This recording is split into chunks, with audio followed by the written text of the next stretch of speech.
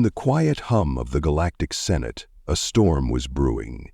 It was a rare occasion when the entire council convened and the atmosphere was charged with the weight of a decision that would echo across the galaxy. For countless centuries, the Galactic Alliance had existed as a delicate balance of power. The peace was fragile, held together by treaties, trade agreements, and the occasional interspecies conflict. But the decision that lay ahead was not one of diplomacy or negotiation. It was one of subjugation. At the heart of this monumental gathering stood the Earth, a small, seemingly insignificant planet tucked away in the far reaches of a galaxy teeming with life. Its inhabitants, humans, had always been unpredictable, primitive in their ways, yet fiercely passionate about their freedom. Their civilizations were fractured, torn by war and peace in equal measure, and their technology, though advancing rapidly, was still far behind the dominant species of the Alliance. This imbalance had long been a point of concern among the galaxy's most powerful races. The council chambers buzzed with heated discussions, each representative of the galaxy's most influential species speaking in turn. There were the Varaxians, a race of towering insectoid beings whose biology allowed them to survive extreme conditions. Their chitinous exoskeletons shimmered under the harsh lights of the chamber, their antennae twitching in nervous anticipation. Then there were the Luxorians, ethereal beings with skin as translucent as glass and minds capable of processing quantum-level calculations. They were the intellectuals of the galaxy, known for their cool, detached demeanor and their ability to manipulate energy in ways that seemed like magic to lesser races. Finally, the Yithar, a warlike species of brutish, muscular creatures who believed in strength above all else. Their leader, General Crag, was a hulking figure with jagged scars etched across his face, his deep growl reverberating through the hall as he voiced his concerns.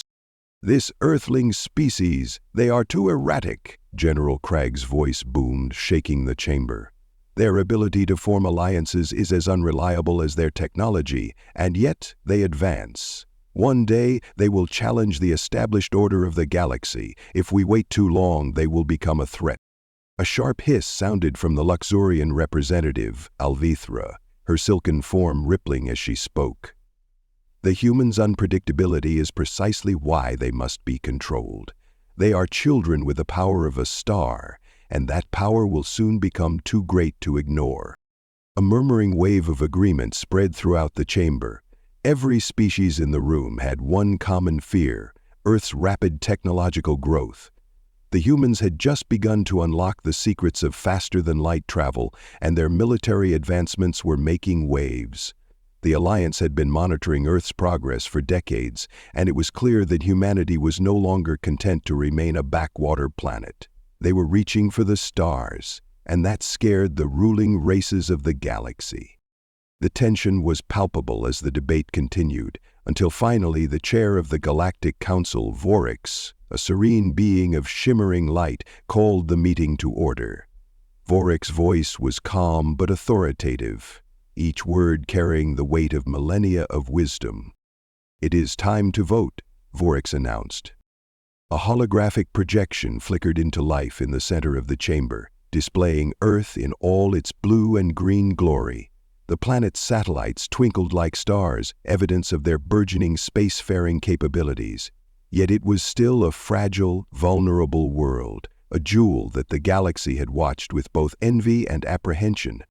"Should the human race be subjected to the control of the Galactic Alliance?" Voryx continued. "Shall we grant them the opportunity to join us, or shall we enact preventative measures to ensure the stability of the galaxy?" The question was simple. The answer would not be. Across the room, representatives from each species raised their hands in approval of the proposal. The vote was overwhelming. The motion passed with a unanimous vote. Earth was to be enslaved. The moment of discovery. It was not long after the Council's decision that the first signs of Earth's subjugation began to appear. Alien ships began to enter the atmosphere, their sleek forms cutting through the sky like blades. The humans were unprepared for what was to come. Their military forces scrambled to intercept the invaders, but they were no match for the overwhelming might of the galactic powers. At first, the humans tried to resist. Cities burned as alien war machines tore through their defenses, and governments crumbled under the weight of their own impotence. Yet as the days passed, it became increasingly clear that resistance was futile. Alien troops, with their superior weaponry and advanced technology, began rounding up Earth's leaders and forcing them into submission. A new world order was being established, one in which humanity would play a subservient role. But for all their advanced technology, the invaders had not anticipated one thing: the human spirit. In the heart of the chaos, in the rubble of fallen cities, small pockets of resistance began to form.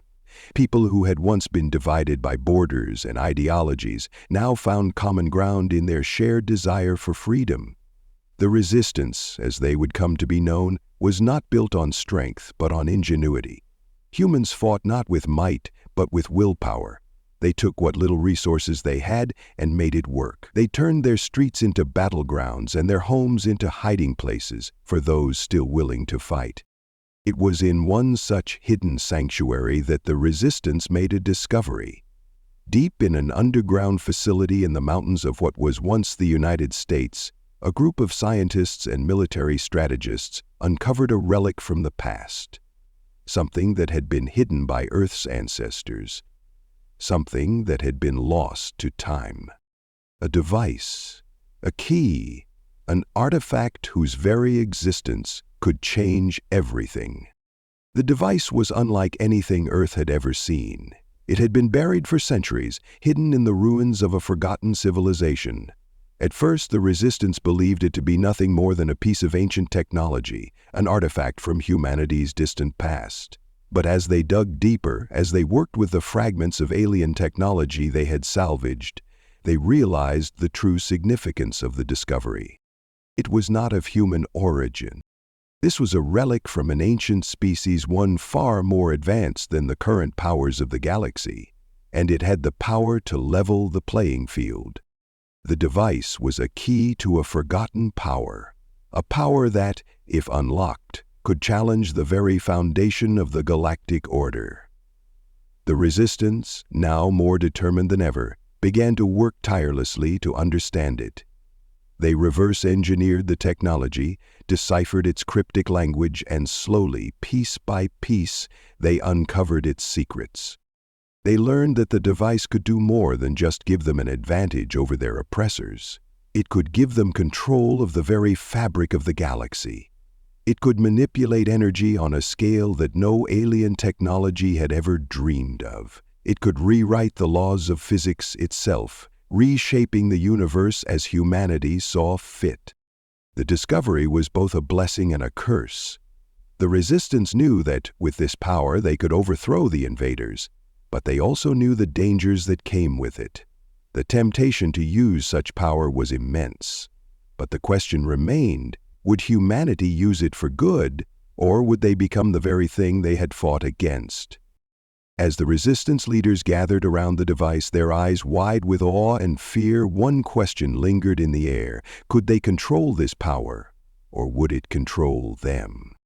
A new hope. In the heart of the resistance, a decision was made. The leaders would not use the device until they fully understood its capabilities. They knew that the power it contained could be the key to Earth's freedom, but it could also be the key to its destruction. They would move cautiously, study the device, and plan their next steps carefully. As the weeks passed, the resistance's influence spread. More and more humans joined the fight, rallying to the cause. The alien invaders, once confident in their victory, began to falter. The humans were not the weak, divided species they had believed them to be. They were something far more dangerous, a species that, when cornered, would fight with everything they had. But the invaders were not about to let Earth slip through their grasp. As the resistance grew stronger, the Council of the Galactic Alliance began to take notice. They knew that Earth's potential could not be allowed to flourish. They could not allow a species that had once been enslaved to rise against them. The battle for Earth was far from over. In the cold, sterile halls of the Resistance's hidden base, every footstep echoed like the ticking of a clock. Time, it seemed, had become the most precious commodity of all. For the first time in centuries, the fate of Earth hung in the balance. The discovery made by the Resistance had sent shockwaves through the underground ranks. They had unearthed something far beyond their comprehension, a device that held the potential to reshape their world, their future, and the very fabric of the galaxy.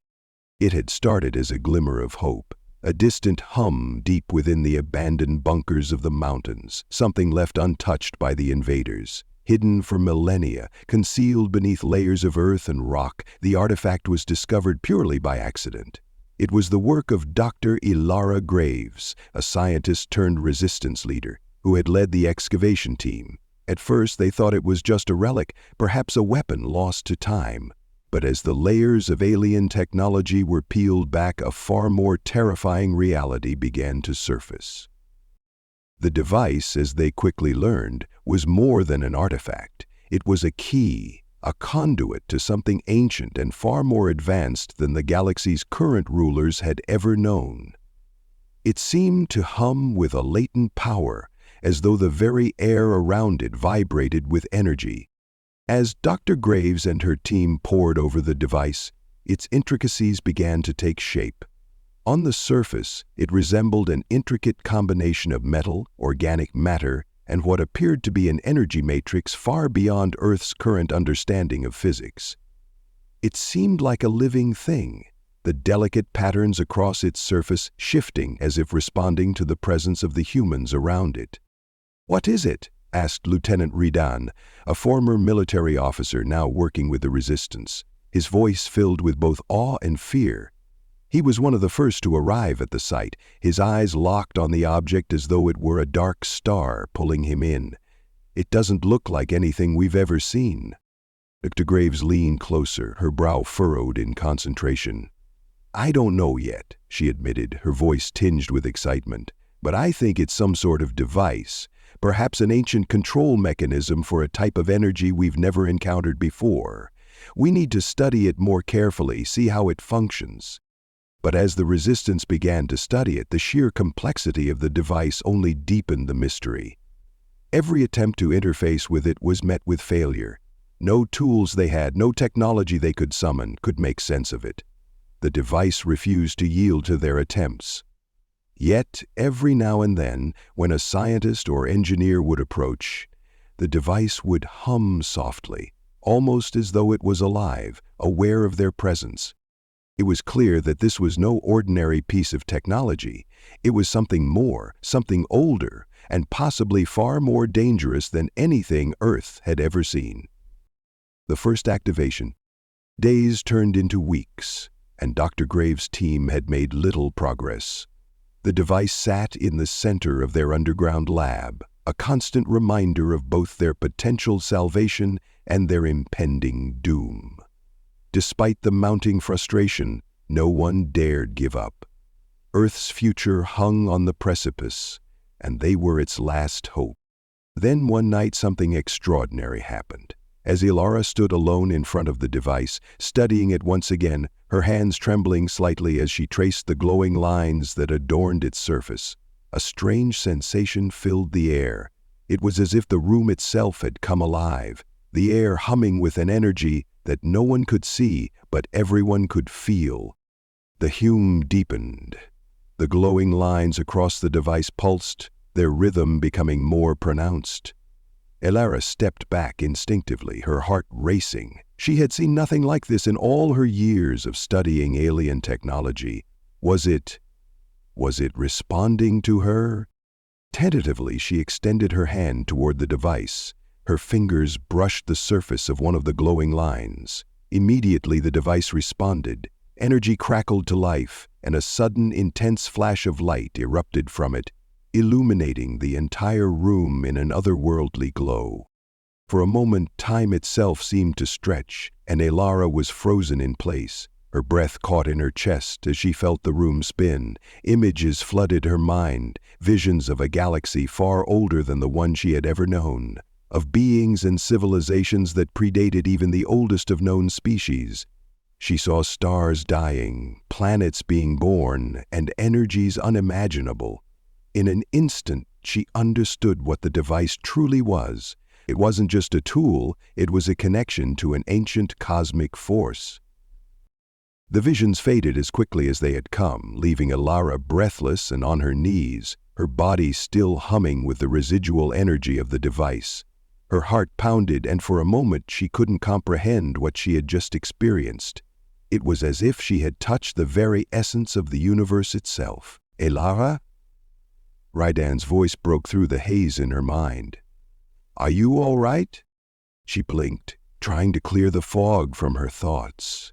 The device before her had returned to its dormant state, the humming subsiding as though nothing had happened. But Elara knew the truth. She had just unlocked something profound, something that could change everything. "I'm fine," she managed, her voice hoarse. "But you need to understand, this device, it's not just a weapon, it's a conduit, an anchor for something much larger. It could control the very energy that governs the laws of the galaxy." Rydan's eyes widened and his voice dropped to a whisper.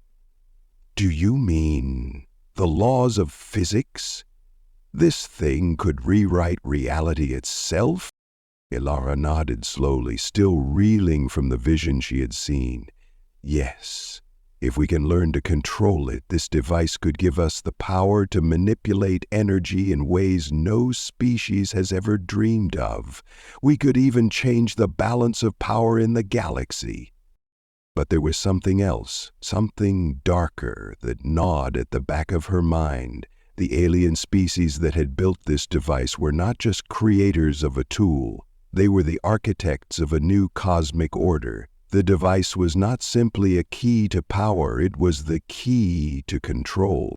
The reality of power. In the days that followed, Elara and her team worked feverishly to understand the full scope of the device's potential.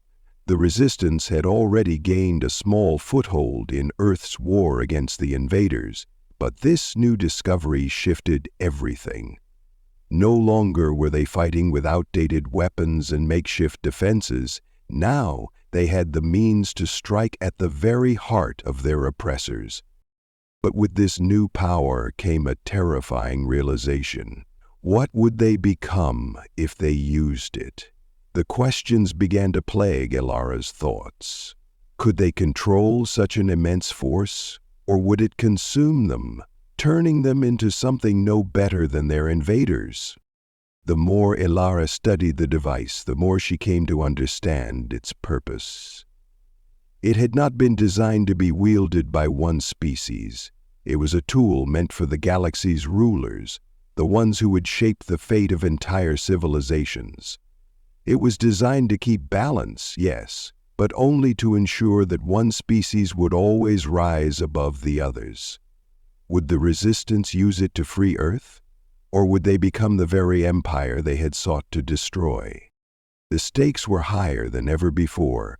The Galactic Council's decision to enslave Earth had awakened a sleeping giant. With the power of the device, humanity could not only escape the chains imposed upon them, but could also become a force in the galaxy. Would they become liberators or tyrants? As Elara sat alone in the command center, her fingers tracing the contours of the device once more, she couldn't help but wonder if the galaxy had made a terrible mistake in underestimating Earth. The power of the device was real, but so was the temptation to use it recklessly. She wasn't sure humanity was ready to wield such power, but the alternative, living under the boot of the invaders, was unacceptable. She stood up, taking a deep breath, her mind made up. Earth would not be enslaved, it would be free. But she also knew that freedom came with its own price, and that price might very well be the galaxy itself. The Resistance's underground base was a flurry of activity as word of the discovery spread like wildfire. What had once been a small, hopeful organization scattered across the world now stood on the brink of a revolution. The device, Elara's device, held the key to everything. They were no longer just a ragtag group of fighters hoping to survive. They now had the means to challenge the alien invaders head-on. The device had been placed in a reinforced chamber, heavily guarded, but every member of the resistance felt its weight, even if they had not seen it with their own eyes. It was more than just an object. It was a symbol, a hope that something, anything, could break the chains the invaders had placed around Earth. In the wake of Elara's discovery, tensions among the leaders of the resistance began to rise. They were no longer debating whether or not they could win. The question had shifted to how. How would they use the device? Should they activate it, despite the risks? Should they use it to fight back against the invaders, or was it a power they should fear? In the command center of the resistance base, a tense meeting was in session. The leaders of the resistance, Dr. Elara Graves, Lieutenant Rydan, General Kale, and others, were gathered around a large holographic table, watching the swirling patterns of the galaxy in front of them. They had all been awakened to the reality that Earth's future was no longer a matter of simple survival. It was a matter of power. "We cannot sit idly by while our world is enslaved," General Kale, the former military leader of Earth, said, his voice heavy with resolve. "The device offers us a chance to turn the tide. If we strike now, while their forces are spread thin, we can break them." Dr. Graves shook her head. "We don't understand it fully yet. This device, it's not just a weapon. If we use it without knowing its limits, we risk destroying ourselves. I felt what it could do. What if it's too much for us to control? What if it decides we are the ones who need to be balanced, just like the rest of the galaxy?" Kale's eyes narrowed. "We've been oppressed long enough, Elara. If we don't use this power, we'll never be free. This is our moment. We can't afford to be cautious." Ridan, standing at the back of the room, finally spoke up. "But can we afford to be reckless?" His voice cut through the tension. "We've already seen what this device can do. If we unleash it without understanding its true nature, we might lose everything. The invaders might be terrible, but at least we know how to fight them. This device? We have no idea what it will do." For a long moment there was silence. The weight of their situation pressed down on them like an unbearable storm cloud. The galaxy had written Earth off as a lost cause, a species to be controlled and contained. But the resistance had learned the hard way that humanity was far more than that. They were the ones who had survived wars, plagues, and oppression. They were survivors. They had learned to adapt and overcome. Yet, as Elara stared at the holographic display of the galaxy, she couldn't shake the nagging feeling that this device was more than just a tool. It was a force of nature, a living, breathing thing that would bend to no one's will. Would humanity prove itself worthy of its power? She closed her eyes and took a deep breath. The weight of the decision pressed heavily on her chest. She could feel the eyes of her comrades on her, waiting for her to make a call.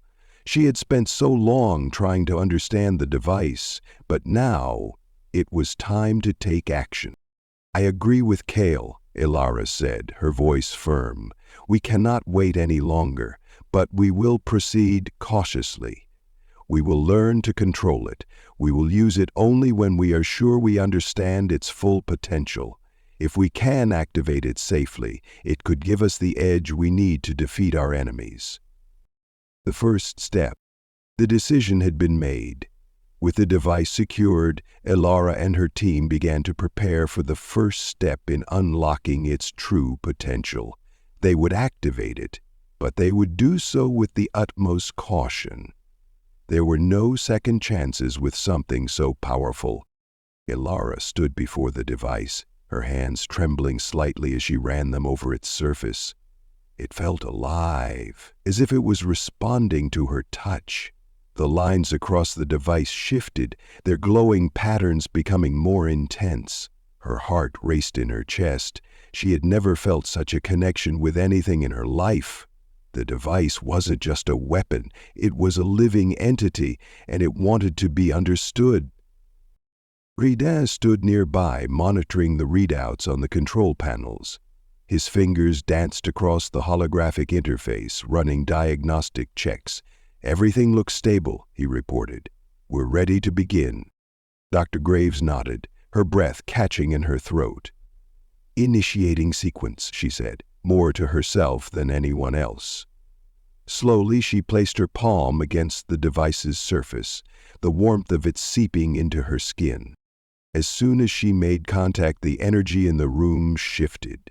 The device hummed, louder this time, vibrating with an intensity that made the air shimmer.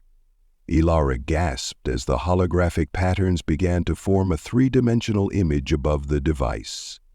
A map of stars and galaxies, unfamiliar yet strangely familiar.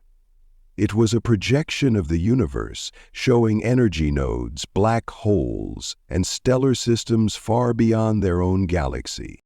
"Is this," Raiden began, his voice tight with awe, "is this a map of the galaxy?" Ilara nodded slowly, her mind racing to comprehend what she was seeing. "It's more than a map. This is a representation of energy, the way the galaxy's energy flows, like veins in a living organism. The device is showing us where we can manipulate it, where we can access it." The energy in the room crackled, and Ilara felt a strange pull, as though the device was reaching out to her, calling her to understand it. It wasn't a map of the stars. It was a map of power, and it was telling her how to tap into that power. "We can control it," Ilara whispered, her voice filled with wonder. "We can control the flow of energy through the galaxy." Suddenly the room was plunged into darkness. The projection flickered, and then, without warning, a surge of power rippled through the base. The walls trembled, lights flickering on and off, as if the base itself was alive. "What's happening?" General Kale shouted, grabbing onto a nearby console to steady himself. "It's reacting to us," Ilara cried, her hands still pressed against the device. The humming grew louder, and the air became charged with energy. "We've tapped into it." But as quickly as the power surged, it began to recede. The lights flickered back on, and the base returned to normal. The device once again fell silent. "We've unlocked something," Ilara said, her voice strained. "But we've only scratched the surface. This power, it's far more than we ever imagined." The price of power. The Resistance now faced a crucial decision: how to wield the power they had just unlocked. The device had shown them glimpses of its potential, but it had also shown them the consequences of wielding such power carelessly. It wasn't just about controlling the flow of energy. It was about understanding the balance, the cost of using that energy. Dr. Graves couldn't shake the haunting feeling that the device had been made to serve a purpose beyond just conquest. The ancient species who had built it were long gone, but their legacy remained. The device was a tool meant to maintain the cosmic balance, and if used wrong, it could tip that balance, unleashing forces far more destructive than the invaders had ever been. As the Resistance leaders gathered once again, the weight of their decision hung heavy in the air. "We've seen the potential," General Kale said, his voice brimming with confidence. "We can use it to destroy the invaders and take back our world. We don't have to wait, we can do it now." But Ilara, standing at the front of the room, shook her head. "We can't rush this. We don't fully understand the consequences. The device is showing us the galaxy's energy flow, but we don't know what will happen if we use it to disrupt that flow. We need to be careful." A murmur of agreement spread through the room. No one wanted to risk everything for an uncertain victory, but no one wanted to remain enslaved either. "It's time to decide," Alara said, her voice steady. "We either use this power to fight for our freedom, or we keep it dormant until we understand it completely, but there is no going back once we make that choice." As the resistance leaders exchanged glances, the question was clear. Would they gamble everything on the power of the device?